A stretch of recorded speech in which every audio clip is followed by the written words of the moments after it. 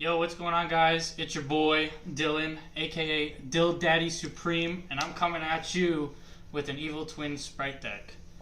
Alright, would you like to come down here so I can explain what's going on? No. I am playing triple blue, triple jet, a red, and a carrot. Along for the spells, I'm running triple starter, 1 smashers, and the non-played Gamma Burst. So, this is a pretty standard package aside from the Gamma Burst. Blue searches everybody out, Spright Jet searches these, red negates monster effects, and carrot negates spells and traps. Pretty standard stuff up here. This specials 1 from deck, and this banishes a card on your opponent's field that does not target. Now, why I run the Gamma Burst, I lose dice rolls almost every single time. And I want to go first in this deck, but sometimes I don't. Gamma Burst is a great going second card for OTKs. Sprites are known to break boards, and Gamma Burst can add 1400 to every level, rank, or link 2 monster on my field, gain it by 1400. Pretty standard package. Alright, now we're going to move on to the Evil Twin package. I'm running triple Lila, 1 Kiss-A-Kill, and 1 Frost. Along with the package, I'm running a Scythe for Scythe Lock and triple Sunny Snitch. Sunny Snitch searches any of these out. I run triple Lila because Frost is a better target than Treat, as well as a better target than the Kiss-A-Kill. I run the 1 Kiss-A-Kill, and then just in case, and then the Frost. Frost, whenever it's in the graveyard, it can banish itself to draw 1 card when your opponent adds a card from their deck to their hand aside from drawing it. And then the Scythe is in here because my Evil Twins are set up to do a Scythe Lock first turn. Let's move these out of the way, and I'll also be showing a 1-card combo later with that. I'm running 1 Angler and triple Beaver for the Sprint play, as well as a Foolish Burial. Whenever Angler is sent to the graveyard, it can special summon 2 beavers from the deck. It's amazing for extending. And then a tech, I'm running triple Fenrir. So whenever I do my full combo, I end up with having 1 extra monster zone available. And with that, I chose that Fenrir is the best option to put there. Because whenever your opponent activates a monster effect, I can essentially just banish 1 of their cards face down. Now, I can also do that when he attacks, but that's more relevant to when whenever somebody activates a monster effect. And yeah, he's just really good. Then I run triple Ghost Bell. I main Bell over Ash because of Bestials as well as Tearlaments. I am also running double DD Crow for stopping Tearlaments from fusing in the grave. I run triple Dark Ruler No More. As I said earlier, I lose dice rolls almost all the time. So I keep these in my main deck just in case I do end up going second on the first game. I run 1 Call by the Grave, 1 Cyclone for the Mystic Mine, and then also Foolish Burial. Foolish Burial is great for sending Angler, as well as 1 of my Evil Twins. If I do not open up with an Evil Twin for my combo for the Scythe Lock, I can still get them out into my graveyard with Foolish Burial, Sprint, or specialing it off of Gigantic Spright from the deck. Let's move into the extra deck. We run 1 Sprint. Sprint is essentially a Foolish Burial when it is summoned, and after that, we don't really care. Then we run double Elf. Elf special summons a monster in your graveyard. Then we run double Gigantic Spright. It special summons a level 2 from the deck. Next we run 1 Mannequin Cat. Mannequin Cat's good for whenever you're going up against a dark deck. Then you can special summon, let's say, blue from your deck or Jet, and then get their search. As well as I side a T-King and a Newman. Newman is for any water decks to include Tearlaments, because you have Rhino Heart as well as all of their fusions are water, and Newman stops them from special summoning over 1800. Next I run T-King, mirror matches. T-King is amazing.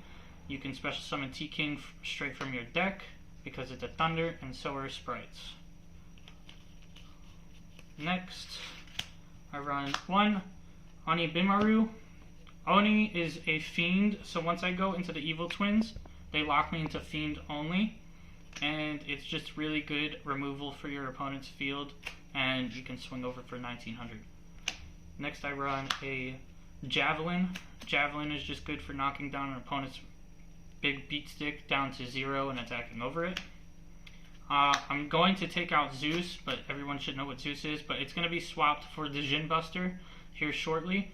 The Djinn Buster is a Fiend, so I can also go into that, and it negates effects and inflicts your opponent for 500. Next, for the links, I run double Kiss a Kill and 1 Lila. They can special summon each other off of the graveyard, and then whenever it's special summoned, Kiss a Kill gets a draw and Lila gets a pop on the field, and that is pertinent for the Scythe lock. Next I run a Dagda. Dagda sets Scythe directly from the deck to the field if you activate another card on the field. Next I'm running Access Code Talker and IP. Access Code Talker may be taken out for Avermax because Avermax is just better for stalling right now, and then IP, if I can't get into the Evil Twin combo, IP is my next play to link during my opponent's turn. Alright, next, for my side deck, I have Triple Ash. If I'm not going up against a Bestial deck or Tearlaments, then I'll probably be siding out the Bells for the Ashes, and Ash is just overall good for a large majority of the decks that are out right now. 2 Nib, same concept. I'm going to be taking out probably DD Crows for the Nibs. Whenever I go up against, like, let's say Sword Soul Tenyi or Mathmech or whatever spams, that can't stop Nib. Next, I have the Thunder King Ryo and the Newman for the Mannequin Cat targets, and Red Resonator for time. Whenever Red Resonator is special summoned or summoned at all, it targets monster on the field and gains life points equal to its attack. Going second, I will side in Lightning Storms. Alongside the Dark Ruler No More, this is an insane combo. Sometimes I draw both of them, and you just Dark Ruler No More, and then on top of that, hit the Lightning Storm and just clear board. Next, I run 1 Harpies Feather Duster for Mystic Mine as well as any back row decks to include, like, let's say, Eldlik. And then lastly, triple deep barrier. Dimensional Barrier is really good if I go first. Let's say I win my first game, lose my second game, and I know I'm going first for the third game. I'm going to side these in against anything that runs like Synchros, like Sword Soul, or Tearlaments for the fusion, or Branded for fusions, and just, you know, anything that can use its appropriate effect. I'm also going to show a 1-card combo with my Evil Twins. So let's say you open up with Lila first. You're going to normal summon Lila and then special summon a Kiss a Kill from deck if you control no other monsters. You will go for Frost. At this point, you're going to link off into Sprind. If I can find him. Sprind is then going to send Angler from deck to grave. And then special summon 2 Beavers.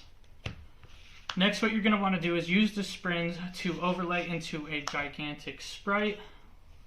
Gigantic Spright is the best play after Sprind for 2 reasons. 1, you're going to special summon blue from your deck and continue your extension, and 2, it gets rid of the Sprind because Sprind can't be link summoned the turn it's summoned, and so it clears the spot for Elf.